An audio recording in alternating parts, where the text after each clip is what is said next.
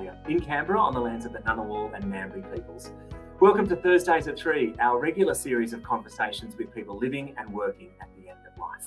A real treat today, a face, voice and talent you'll be very familiar with, a performer and writer who's occupied treasured space on stage, TV, radio, coffee tables and bookshelves for decades, the one and only Jean Kittson. Thank you. Jean. Hello, Ian. Thank you for having me on your podcast. Really looking forward to chatting to you, Jean. And people might be surprised to hear you talking about ageing, dying and death, but you've got skin in the game, Jean, as a carer for your parents, as the author of a practical guide to having ageing parents. You're the patron of Palliative Care Nurses Australia. And I'm really sad to share the news that your mum and dad, Elaine and Roy, passed away earlier this year. We've got lots to talk about today, Jean, and I really appreciate you sharing your time and your story with us. Jean, before we dive into it all, tell us about your mum and dad who, as I say, passed away earlier this year. Tell us about them and the contribution they made to you, the family and the world. Tell us about Elaine and Roy. Well, they had a lot of years to make contributions, that's for sure. Mum was 99 and Dad was 96. He was her toy boy. So they had a very long life and contributed in many ways to the world, their own world, and to the world in general, to my brother and sister and I, and to their grandchildren. So they were ordinary people in some respects. It's hard to sort of put your finger on what they contributed to the world, because when I think of them, I think of their love, their integrity, their courage, their patience, their generosity, their simple way of living, and their non-judgment of their family, and their total support of their family in whatever scrapes and upsets and whatever trouble we gave them. They were always there, including moving from their beloved hometown of Sorrento, where we mainly grew up. We were all born in Lilydale in Victoria, but then moved to Sorrento after sadly a failed business through no fault of my father, through a crook, but that's a whole other story. We grew up in Sorrento, and then when my sister and I married people from New South Wales and had grandchildren, they just left all their friends, their business, and moved up to the Central Coast to be with us, with our new children, our new babies, and support us. So they weren't probably exceptional people in that respect, but they were exceptional in the way they were very modern. They were incredibly open-minded.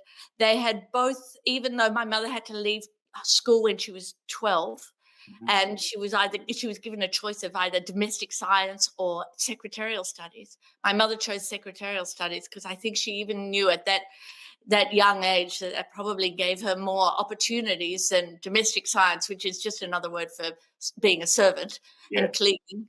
And so she took that, and she was a very early feminist. After the war, she traveled by herself, the first one in her family to travel overseas, because they were early settlers, out on the Second Fleet. She was the first one to travel overseas by herself just after the war on a £5 ticket. So she was a courageous woman. She worked overseas by herself for 2 years in jobs she never quite gets around to telling us about. But she was a feminist. She was an early member of the WEL, the Women's Electoral Lobby. Wow. Because at the time, this is when we were down in Sorrento, she said there were no women in politics at that particular time, and only herself and another woman went from Sorrento, and they were ridiculed and told they were lesbians and, abused and, all those bullying things that happened back in the day, back in the 60s when that wave of feminism was first starting. And my dad was a feminist too. He had no choice, mind you, but he was a mechanic and he could fix anything. This is a generation that, we've lost that generation that could do anything, could fix anything, make anything, later in life, Dad would, he was, as I said, he was a mechanic. So, but he built his own house for Mum and the family, like for us all, which was a beautiful little house with a veranda with roses on it, but there were 11 doors opening onto the lounge room. You never knew which door was going to open next, and there was nowhere to put the furniture. But, like he would just do all, and he was a racing car driver. And so they were Oh, extraordinary in a lot of ways. they And sounded. yeah, they both, but the main thing I wanted to say is that they were both, they both so they never treated my brother and sister and I any differently. So there were never any gender specific roles, and Dad taught us to drive cars like boys and fix our own cars and Yeah. drive confidently, and he didn't and he didn't make us buy a little, sorry about that, he didn't make us buy a little car because we were girls. He didn't make us ride side You're right. saddle girls, like they were both, sophisticated from a simple background. Great to remember Elaine and Roy today, and we're going to do our best to do their life and their death justice today. I'm so glad to get to know them just a little bit. Jean, you took on a caring role for your mum and dad. Was that something that crept up on you slowly, or was there a time where you really had to step in and be more involved in your mum and dad's life? Well, of course, it was incremental. Everything just slowly changed, and they needed more and more help. But they were very independent. Mum lost her sight to macular degeneration when she was in her 60s. So, and then Dad became her eyes then. He, not her carer. She wouldn't allow that. But her eyes. And then I think the first time when we all stepped in as kids, and we probably stepped in prematurely, was when we felt they weren't coping in the family home that they lived in the Central Coast. It was a lot of stairs and a steep driveway, and it was falling apart, and Dad was still getting on the roof, and Mum had burned herself on the oven. And, we were all starting to worry about whether they were coping in their family home. And that's when I think a lot of families start interfering, start worrying a little bit more, about, and start saying, well, we think you have to move. And in the early days when we were doing it, it was all very emotional. A lot of it was guesswork. And it was all just my brother and sister and I having 3 different plans for them. And that was one of the reasons I ended up writing my book, because I felt in the end they really moved too early from their family home. Had you spent much time talking about death and dying and the aging process with your mum and dad and sort of planning it out? As you say, you had 3 plans in the family. So that perhaps answers my question. That were the Kittsons any good at talking about death and dying? No, because that wasn't death and dying. That was just where you're going to live. We never talked about death and dying. I think it's quite common for people of their generation after the wars, the terrible wars that they lived through, especially the Second World War. And when they came back, they were told not to talk about death and dying and people that had mourned and to carry on as if that was a thing apart. So we were always brought up to not have to think about death and dying, because they wanted us to be as happy as possible. But of course that doesn't really equip you for the reality of life, which is death and being born and living and dying. And how did you navigate having 3 different plans in the family with your siblings? How did you get over that hurdle and actually put a plan in place? Well, I guess really the house started falling apart before Mum and Dad did. We thought Dad was going to lose his sight too and his license, and they lived up the top of a hill. And we thought, well, he's losing his sight. He'll lose his license this year. As it turned out, he was still driving 4 or 5 years later. Yeah. And safely, he's an exceptional driver. But so we all panicked, and my brother decided he thought Mum and Dad should move into a retirement village, and he sort of flew in from interstate and threw out a whole lot of their stuff and took them on a little Sunday drive to have a look at a few, retirement villages. My sister, who works in the disability sector and the NDIS, she talked about getting more help in and sensible things, and getting them more support. And I built a granny flat for them to move into at my house at enormous expense. And then they didn't move in. And plus, the granny flat was like down 14 stairs. And all my friends who had parents are going, Jane, do you really think the granny flat should have all these stairs? I go, yeah. My parents were very nimble. And of course, within a couple of years, they were on frames and they'd had struts and falls. And so we had 3 different ideas. In the end, the retirement village one was the most practical, and they didn't want to leave their community and they didn't want to move in with me.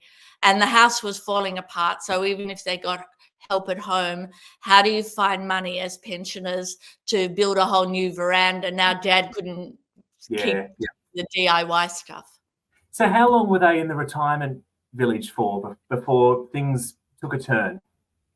Well, they went in 2010, so they were there for nearly 15 years. So, and because aging is different for everyone and all sorts of unforeseeable things happen, it actually turned out to be a marvelous place for them to get the support they needed to live a very long life. So they had we all increased the support and the help they got as their needs increased. And because it was it's level, it's 2 bedrooms.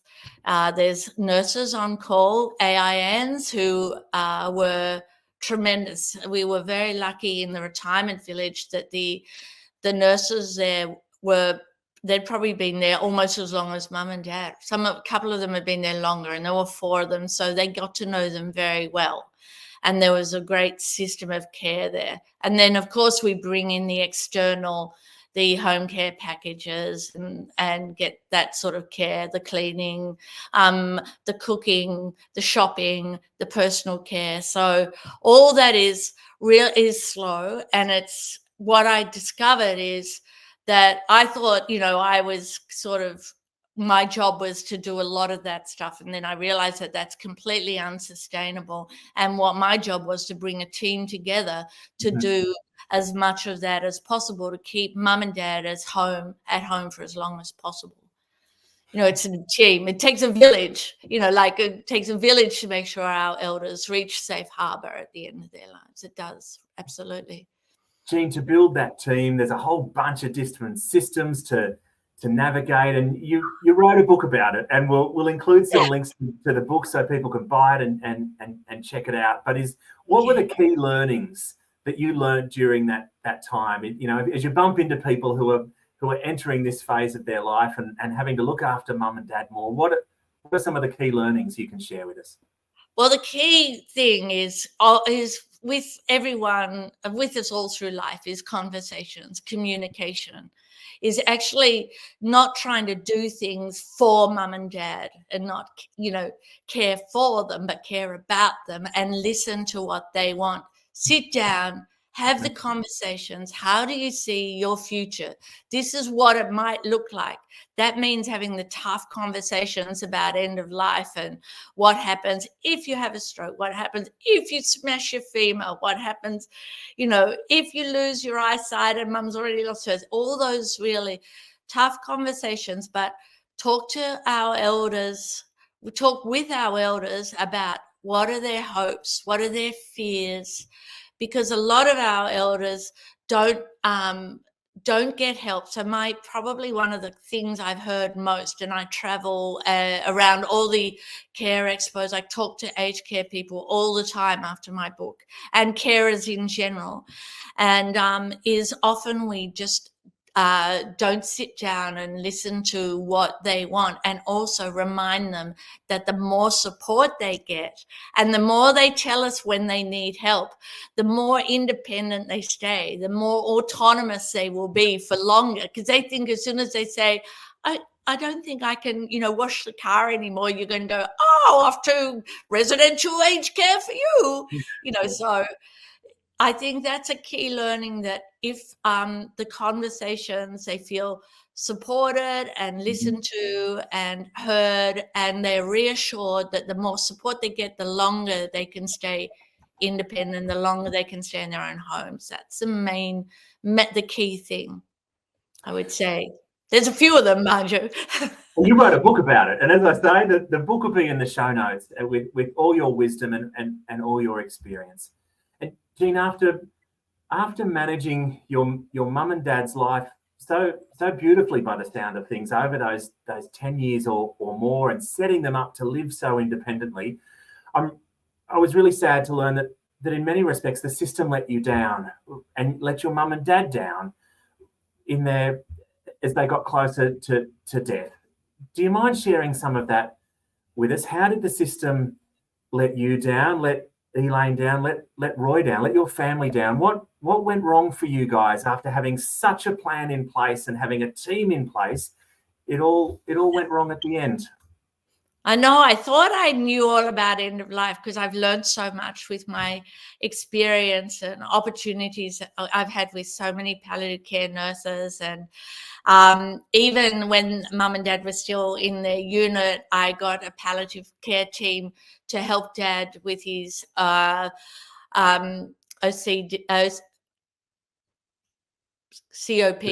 coronary occlusive pulmonary disease. Yeah. Oh, how quickly I forget. I can't believe I had a glitch on that. Like, everything usually rolls off the tongue, everything they've got. So Dad was having panics about, and then the lovely nurses at the retirement village were having to ring ambulances, and the paramedics would have to. So anyway, I got involved with the local community palliative care team. So he got fabulous support from them, and just a few techniques at not panicking, and a bit of Ordine that he never took, but he knew it was there if he needed it. And the local GP was amazing, was doing house calls. They had all this medical support at home. They were going really well. And then mum, I guess the two elements of the system let me down, or let them down, let our whole family down. One was a home care provider didn't manage Dad's funds and ran him out of money. So a whole lot of their care was cut. And part of the care that was cut, he was on a level 3, but we'd applied for a level 4, but it wasn't forthcoming, and the provider ran him out of money. A really important responsibility for providers is to manage funds. So we were let down by the provider. The care didn't come. Part of the care was cleaning. Mum loves the house clean, spotless. She on her pusher, pusher thing is, always dusters. So anyway, she decided to clean up high, because no one had come for the entire week to clean. She fell, ended up in hospital, came home quite well, but ended up with a bit of psychosis from pain medication. Probably came home a little bit early. We had the hospital in the home team, which was a really interesting innovation. We haven't had that before, but maybe a little premature because of what was happening for mum. She had an element of delirium, and that meant I couldn't leave her, really. That's what it meant. And she would get into bed with me in the sofa bed and things like that. And I was, 24/7 going, And so we organised some emergency respite.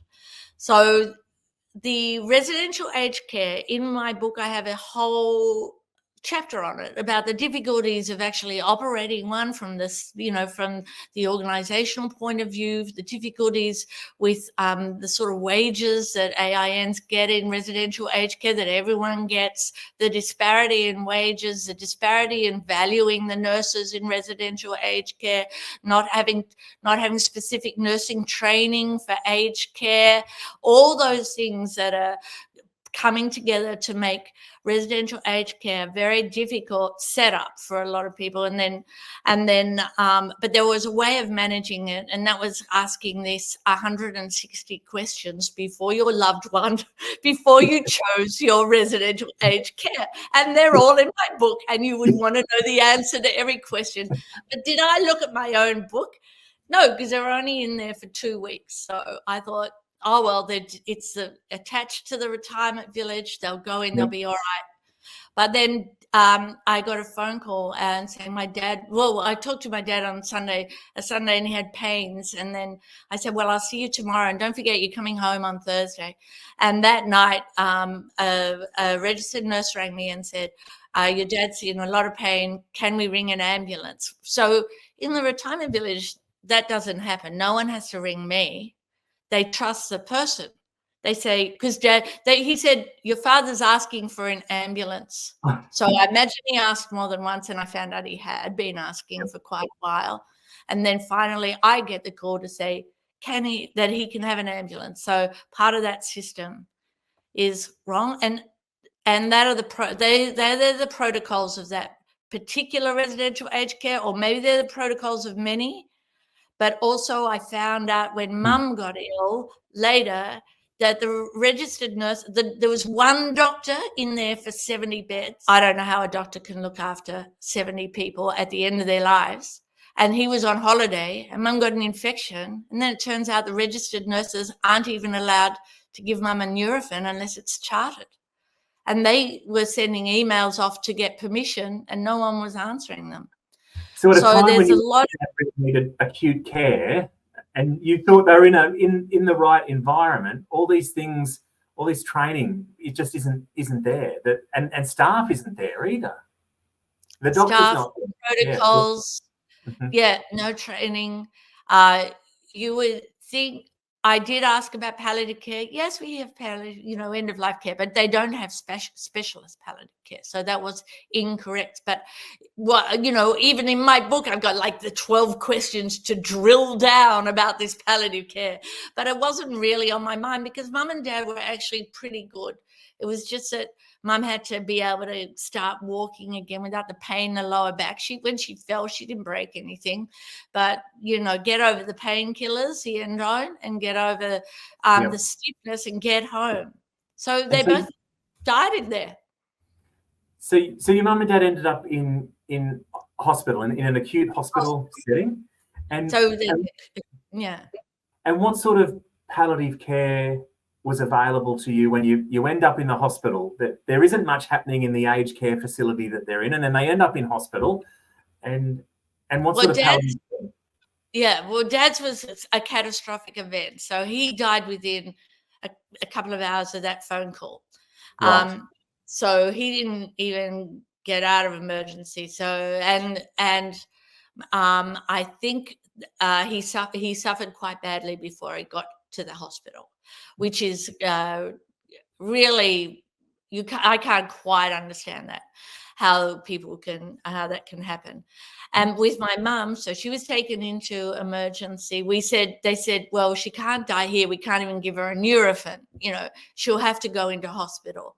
So we call an ambulance, even though I always thought they would die in their own bed. And now when I think back, instead of ringing the ambulance, I should have just taken Mum back to a unit, which he still had, got the nurses, rang up the palliative care team that I'd already had a connection with, told them what was going on. But it's like, how they drill you on the plane. Do you seatbelt up? That's because in a crisis, you forget everything.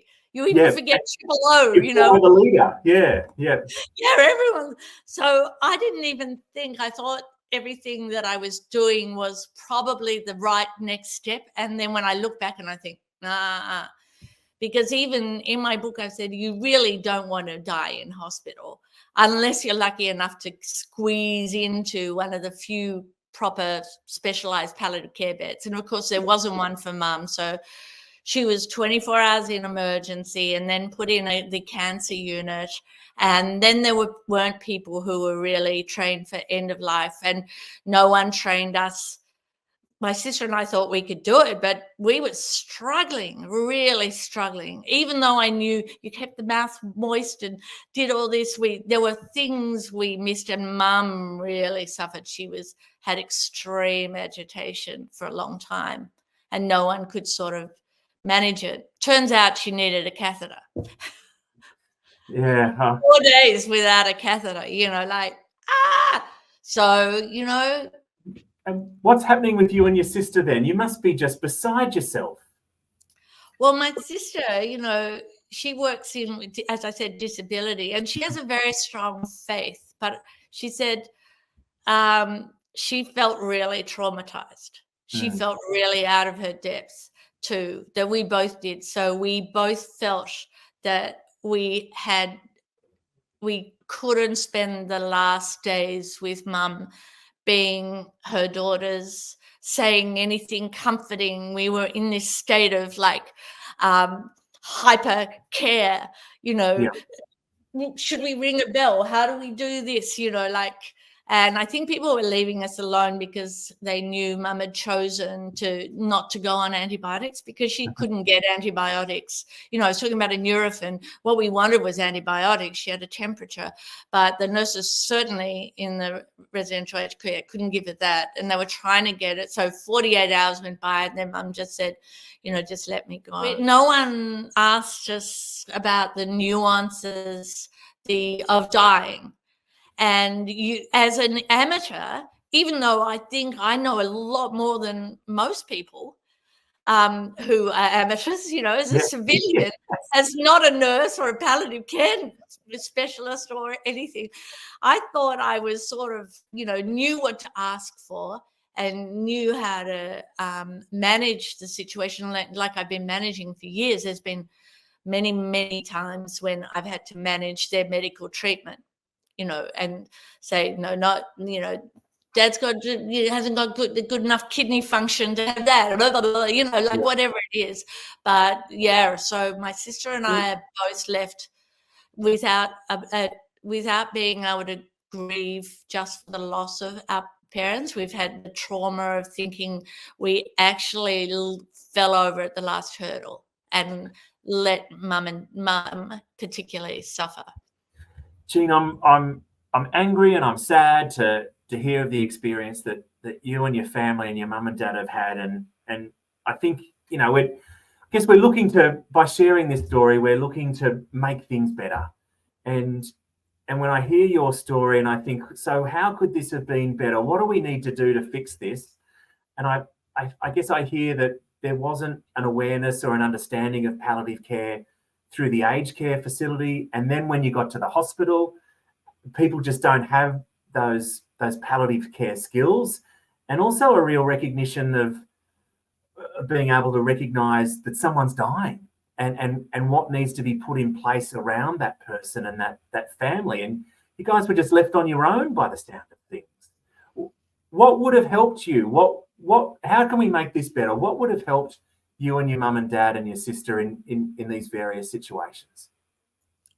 Well, if most people seem to me in residential aged care at the end of life, someone's going to ring for an ambulance and get them into hospitals, which we know are set up to deal with acute care and get you home. They're not there set up to help you die. Yeah. So there's not the training there. There's not the opportunity. I'm interested because I went up to Ipswich Hospital a few months ago and saw the palliative care unit, and they've got about 11 beds within the hospital. Gosford now has palliative care beds, but a very limited number. All these palliative care places are all full because we don't have, we weren't given any options. It was like ring an ambulance. So no one with the skills and the understanding could say, this looks like what end of life might look like for your mum. Yep. So so she's not going to take antibiotics. These are the sort of things she might go through. This is what we can put in place. Would you like her to be home so the whole family can stay and be there, and we can have it like the old days, someone dying in a room, like I remember plenty of relatives, going to a darkened room and someone's lying there. I don't know whether they had the best care or not. I think it was probably palliative care at its most ignorant and underfunded, family. But, Yes. but no one, we weren't taught, we didn't get an opportunity to discuss what might happen, what were our choices, what it might look like, what were the different scenarios, what support we could get. No one just stopped anything, just rolling along in a very... And as you say, you, your sister, your family are in that grief period, that trauma period, where you're not necessarily thinking straight. You really need someone to be your buddy, to lead you on that path. Yeah. And it seems really unfair to put family in that position, because, as you say, you're wanting to be the daughter for your mum, and you can't be, because if we were, what I understand from deaths that have been really great from friends who have had palliative care specialists, they know what to do. They've had a palliative care specialist with them going, this is what it might look like. If your mum's doing this, give her some of that. This is how you swab a mouth out. If there's agitation, let's see, why don't we just put a catheter in so there's no problems like that. We're not thinking about her bladder. Just basic. We couldn't even get her dentures out, and they are just all clogging up everything, and then I'd try and swab a mouth, and that wouldn't work. But I think we need protocols in residential aged care. People need to face the fact that that's end of life care now. They need specialists in there, and the people who run those places need to communicate with families about what the next step might be. We got not even a condolence from management. Not even, this is what happened to your dad. We're sorry to hear about your mum. We got not one single communication from the management. And I've since, and to have us to say you've got registered nurses and give them no authority at all. Either they're trained to do their job or they're not. And if they're trained to do their job, give them the authority to help people at the end of their lives, help people. And if you say you've got palliative care, get the training, get palliative care specialists in there, have them on the end of, be able to ring up a palliative care specialist if you haven't got them there 24/7 to come in and have a plan. Like palliative care, nurses know what's going to happen. They know what it looks like. Let's just plan it. Yeah, Jean, you're fired up. I'm fired up. Anyone listening to this is going to be fired up. But what happens for you now? How do you just, your mum and dad have only recently died. You're still grieving, still coming to terms with that. You're angry, you're sad. How do you get through this now? How do you bring this to some point? Right. What comes out of this for you? I've still got some emails to write, so I have to use this anger. And I only finished, my sister and I only finished sort of tidying up and clearing, sorting mum and dad's unit 2 weekends ago. So last weekend, it was like just a weekend off. So we've only just paid respect to all their things they had. And has that been good for you? Yeah. I've handled every single wire cable my father ever kept, and he kept boxes of them. His office was like NASA. Dad used to get computers from the side of the road and reprogram them. Like he had one of those brains. He never read books. Like mum read books all the time, like 3 a week of talking books. And the only books dad would read were manuals. So, mum's things, she used to cull. She was unsentimental. She would cull, and so she didn't. But dad's office, like cables and things that click together, whatever they're joining things, metal joint, and he made things, and there was, and he drew pictures, his pictures on the wall that he'd draw paintings. So you've got all these, and Dad's incredible, he had soldering irons in them, in his little tiny unit, and like everything. So that was really great I just didn't want, I see it all the time, skips get pulled up at a unit and the family just goes chuck everything in the skip. And I just couldn't do that. I needed to sort and go, okay, and try and find a home for everything. Try and find a home because they valued it. I tried to find a home with someone else who would have found it useful or valued it. So that took a few months. That took us a couple of months.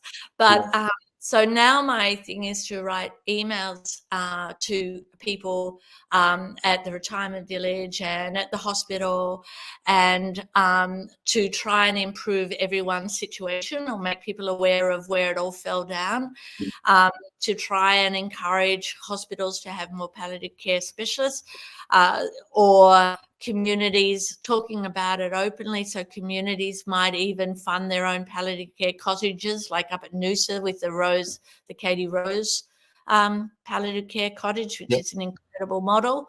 So I've got to write that. But I have to say, you don't get over something like this, because when I was writing my book, and I didn't completely appreciate it, like I felt I was compassionate when people would tell me their stories of their parents' end of life that had been, traumatic, and that was 10 years ago, and they would still cry 10 years later. They just, when they thought of it, and they were people who felt they had control over their lives. They were in the business world, they were in management, and they thought they could control things. And at the end of their parents' life, it all went to pieces. And I thought, well, we've come a long way from then, but no, we haven't really. In some circumstances, but there are still places where we haven't come a long way. Is there another book in Eugene about this, or an updated version? Yeah, I'm going to write a book called Kicking the Bucket List, and and write just an addendum, like just a short book about. I don't know whether there's anything in it. I haven't sort of discussed this, but I think get through the emails first, hey. Get through those emails where you need to get some things off your chest. Yeah, that's right. And then just an easy go-to guide about what happens if, and if this is a scenario, and what you can ask for, and Jean, you've been so generous. Can I just add one thing? While we were at the hospital, when we were in emergency, we got visited by the palliative care team, or someone from the palliative care team, and they were amazing and really reassuring, but we didn't end up in, so they are in the hospital, but they're obviously under a lot of pressure. So it wasn't, that was why we were still in ED. So and there's just not enough of them. Sorry. You've been so generous in sharing this time and this experience with us. In closing, I was keen to reflect on your patronage of Palliative Care Nurses Australia. You're emceeing their conference at the end of July. What is it you love about Palliative Care Nurses Australia? Why have you signed up to work with these guys? Oh, because they're an essential service, really. They're so important in our lives, and I love them as individuals. I find they are palliative care nurses and specialists. They embrace and have courage and skills around the one thing that most of us are very fearful of, and that's death and dying, and don't know much about. So they have extraordinary skills, but they not only care for the person dying, but what they contribute to families, giving them courage and support and all their compassion. So you've got people with skills and compassion and a great understanding of life, of the meaning of life, and such humility, because they know that the one thing we can't control is, life and death. So they're an incredible group of people, and I am really humbled and privileged to be even a tiny part of their world. And Jean, they love you too, and the contribution you make to them and have done for so many years. We're really blessed to have you involved in the palliative care sector, and even more so to be sharing your story the way you have today. Thank you so much. We wish you well. Thank you very much. I'm really looking forward to the conference. I'm just so excited by it. And it was great to speak with you. And thank you for being so beautiful in the way you ask questions, and so sensitive. And yeah, thank you. Thanks, Jean. We both need a drink at the end of this. Yeah, I think we do. I've got some water. We'll have one at the conference. Yes. You can catch up with Jean at the Palliative Care Nurses Australia conference, which is happening the 31st of July to the 2nd of August in Melbourne. I'll include a Rego link in the show notes so you can get along to the conference and learn some more. Also in the show notes, you'll find links to Jean's website where you can buy the book, We Need to Talk About Mum and Dad. Thank you so much for tuning in to Thursdays at 3 and engaging in matters of life and death. You'll find advice, tools and support at the Palliative Care Australia website, where you can also make a donation to support our work. Catch you next Thursday.